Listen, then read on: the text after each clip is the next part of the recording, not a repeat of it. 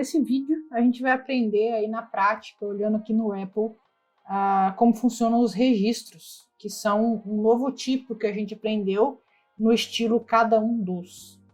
Então, o registro ele não é um tipo muito complicado, e aprender os registros, né, vai permitir a gente fazer a comparação entre registros e tuplas, que é o único jeito até agora, tuplas é o único jeito até agora que a gente sabe, que a gente consegue usar para construir novos tipos no estilo cada um dos até agora. Okay? Então vamos olhar aqui no nosso REPL, já tem um arquivo aula 21 aqui aberto, tá? E vamos aprender a trabalhar com registros em ML. Então a gente vai começar aqui vinculando uma variável x a um registro. Então como eu faço isso? Vou criar aqui uma variável x e isso é um novo tipo de expressão em ML que a gente ainda não tinha visto. Então, a sintaxe dessa expressão aqui, você pode ver que tem essa abertura e fechamento de chaves, não é uma expressão de declaração de variável que a gente está acostumado. Então, a sintaxe dessa nova expressão aqui, a gente vai colocar alguma coisa entre chaves e essa alguma coisa mais a chave vai ser vinculada à variável x. A gente não tinha usado essas chaves aí antes. E agora aqui a gente vai ter nomes de atributos. Aqui dentro dessas chaves, a gente vai colocar nomes de atributos. Esses atributos, eles não podem ser considerados variáveis. Então, se eu coloco aqui o atributo bar, o atributo full, o atributo best, eles não podem ser considerados como variáveis, tá? Mas eles podem ser representados, eu posso escrever eles usando qualquer sequência de letras que eu quiser, tá? Vale as mesmas regras para nome de variável. Então a gente vai criar aqui um registro que vai ter um atributo chamado bar, um atributo chamado full e um atributo chamado bas. Cada atributo desse tem que ser separado por vírgula. Então, eu vou colocar uma vírgula separando cada um dos atributos.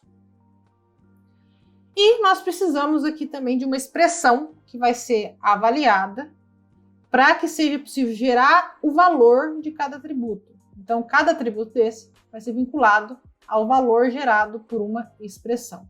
Então, por exemplo, se eu vier aqui para o atributo bar, eu quero avaliar essa expressão aqui para 1 mais... Eu quero avaliar a expressão 1 mais 2, true, and also true. Então, essa é a expressão que vai ser avaliada para que eu consiga vincular um valor à variável bar. Aqui, depois do sinal de igual e do nome do meu atributo, no lugar disso aqui que eu coloquei aqui, poderia ser qualquer expressão permitida na linguagem ML. Esse true and also true é um jeito mais chique de escrever só true. Então eu poderia substituir tudo isso aqui somente por true, tá? Dá na mesma, porque verdade é verdade. Aqui para o nosso atributo full, eu posso escrever a expressão 3 mais 4, uma expressão simples, ok? E para o atributo bas, eu vou escrever false e 9. Bom, e toda essa expressão que a gente escreveu aqui, ela é perfeitamente aceitável, ela é válida, tá? E ela é correta de acordo com as regras da ML. Essa expressão ela vai ser avaliada, cada uma dessas expressões ela é avaliada, e o valor que é resultante de cada uma dessas expressões, o valor resultante dessa expressão para bar, dessa expressão para full e dessa expressão para bar, vai ser vinculado à respectiva atributo, e por fim, tudo isso aqui vai ser vinculado à variável x. Então veja, essa expressão inteira aqui é vinculada à nossa variável x. Sendo assim, o nosso REPL ele vai dizer para a gente que agora nós temos um valor de registro vinculado à variável x, em que bar vai guardar o valor 3, true, o atributo bar vai guardar o valor false, aqui, cadê? Basta, vai guardar o valor false e 9, E o atributo full vai armazenar aí o valor 7, porque é a avaliação da soma de 3 mais 4. Então, a gente vê duas coisas aqui, tá? A primeira coisa é que cada uma dessas expressões, elas vão ser avaliadas para um valor, e esse valor é o resultado da avaliação, obviamente. Essa mesma coisa, isso também acontecia quando a gente estava trabalhando com tuplas. Então, o que acontecia quando a gente estava trabalhando com tuplas? A gente avaliava todos os componentes da tupla e aquilo era o resultado. A segunda coisa é que o REPL, ele parece, quando a gente executar isso aqui, vai parecer que ele reordenou nossos atributos. Então, eu vou executar para vocês verem. Então, veja, de fato, o REPL, ele reorganizou os nossos atributos, tá? Ele reordenou esses atributos em ordem alfabética. A ordem dos atributos em um registro, ela não importa. Então, por isso que o REPL, ele escolhe apresentar para a gente aqui embaixo esses atributos de um jeito meio que padrão. Então, ele sempre vai apresentar os atributos em ordem alfabética. E, como sempre, a gente tem aqui o tipo sendo mostrado no nosso REPL.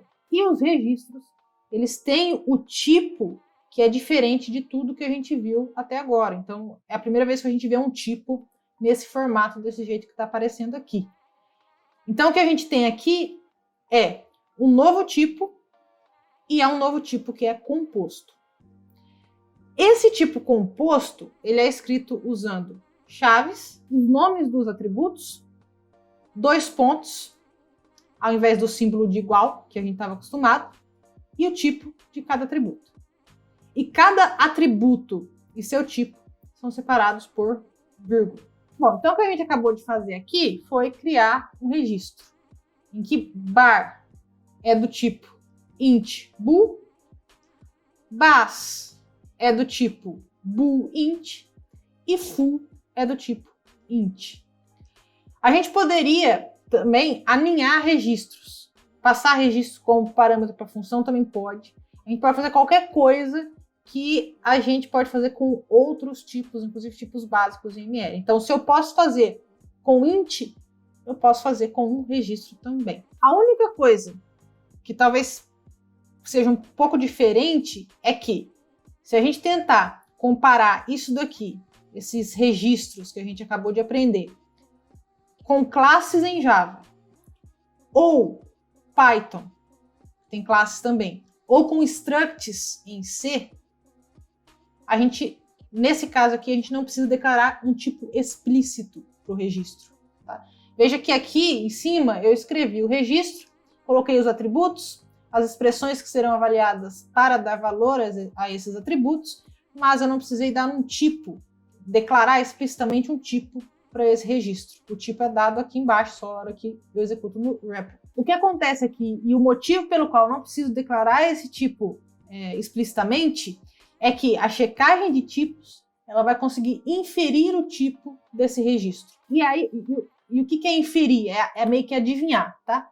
E aí, quando a gente pergunta para o REPL qual é o tipo de X, ele consegue falar para a gente que é tudo isso daqui. Isso aqui é o tipo do meu registro. Bom, então, vamos pensar em alguns outros tipos de registro, ou em alguns outros exemplos de registro. Tá? A gente vai escrever um registro que vai representar minha sobrinha aqui, tá? Então, esse registro vai chamar minha sobrinha. E a minha sobrinha, ela vai ter um nome, ela vai chamar Amélia. E ela vai ter o identificador, que vai ser o resultado de um cálculo. Então, ela vai ter um ID, que vai ser resultado do cálculo de 4123 menos 12. Tá? Então, isso aqui é o registro que representa a minha sobrinha. Bom, vou salvar e vou executar. Então, quando eu executo esse código agora com um novo registro, o REPL vai falar para mim que agora eu tenho um registro onde eu tenho um ID que o valor é 41.111 e o nome é Amélia. E o tipo desse registro é ID int e nome string.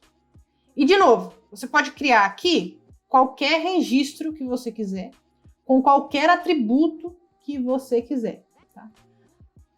O que falta? Eu não mostrei ainda como acessar cada um desses atributos de um registro ainda. Bom, o acesso para cada atributo de um registro, ele é feito usando, por exemplo, hashtag ID de minha sobrinha.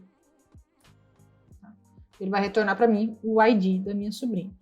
Então, isso aí é a mesma coisa que a gente fazia com o hashtag 1, hashtag 2, usando as posições lá para tuplas, tá? Então, agora a gente tem hashtag mais o nome do atributo que eu quero acessar naquele registro. E não tem uma regra que fala assim para mim, ó, eu preciso usar nomes de atributos diferentes em registros diferentes. Então, eu tenho esse arquivo aqui, eu poderia criar um novo registro aqui embaixo, e nesse novo registro eu poderia usar um nome de atributo já existente em outro registro. Não tem uma regra me impedindo isso. Então, eu posso escrever aqui, vou escrever aqui no REPL mesmo, um outro atributo, um outro registro, vai chamar parte do cérebro. E aí vai aparecer ego, ID true, super ego falso. E ele vai mostrar para mim o tipo aqui, e vai funcionar do mesmo jeito, mesmo tendo esses atributos, esse atributo ID aqui já existente em um outro registro. Então, de novo, veja que nós criamos um novo registro com 3 atributos, 2 dos quais são false e um que é true. O nome desses atributos são ego, ID e superego. Bom, então esses são os nossos exemplos de registros, tá? Então agora a gente vai tentar estudar registros sobre uma outra perspectiva. Agora a gente já sabe acessar e a gente já sabe criar. Vamos estudar um pouco mais a fundo aí sobre registros. Vamos pensar aqui nas regras sobre como escrever e usar esses registros que a gente acabou de aprender. Então, o que a gente tem com os registros é um novo tipo de valor na nossa linguagem. Tá? E esses valores são os registros. Tá? Os registros, eles são uma construção, uma nova construção da linguagem ML, em que a gente tem nomes de atributos e seus respectivos valores. Tá? O valor, ele vai ser o resultado de avaliar alguma coisa que constitui esse registro. Os tipos são os tipos registro, em que você tem os nomes dos atributos e o tipo que cada atributo é. Como a gente acabou olhando com um pouco mais de ênfase nos nossos exemplos lá no REPL, a ordem dos atributos em um registro, ou o valor, ou o tipo do registro, não importa, tá? O REPL vai mostrar sempre os atributos em ordem alfabética. A ordem dos atributos em um registro não importa porque o acesso aos componentes desse registro é feito por nome e não por posição, então não vai importar a ordem deles. Essa ordem pode ser aleatória. Então, nós vimos esse exemplo. E conforme esse exemplo está no slide aqui, tá? E conforme a gente analisou esse exemplo, eu enfatizei para vocês assim, ó, que a gente não precisa declarar explicitamente, escrever explicitamente um tipo para o registro quando a gente está definindo ele. A gente apenas cria esse registro usando as expressões que têm um tipo bem definido, e aí a partir disso a gente tem um registro do tipo que é correspondente. Outra coisa que a gente precisa prestar atenção aqui é que os registros, eles são muito parecidos com as tuplas. E por isso agora a gente tem aí 2 jeitos de criar tipos no estilo 1 dos. Se a gente quiser alguma coisa que tenha aí um 4, um 7 e um 9 como valor dentro dele, a gente poderia escrever a tupla, essa tupla que está aqui no slide, 4,7,9. Ou a gente poderia escrever um registro usando 3 atributos. Por exemplo, o atributo F com o valor 4, o atributo G com o valor 7 e o atributo H com o valor 9. E aí fica a dúvida, eles são praticamente a mesma coisa, certo? A dúvida é qual das duas opções é melhor e qual das duas opções eu vou usar. Então, assim como quase tudo na programação e quando eu estou programando e escolhendo como escrever as coisas, isso vai depender. Usar a tupla vai resultar em menos código. Eu vou precisar escrever menos, vão ser expressões, linhas de código um pouco mais curtas. Porém, registros são mais fáceis de você lembrar os componentes. Você não precisa guardar em qual posição cada elemento está. Ao contrário do que acontece com as tuplas, tá?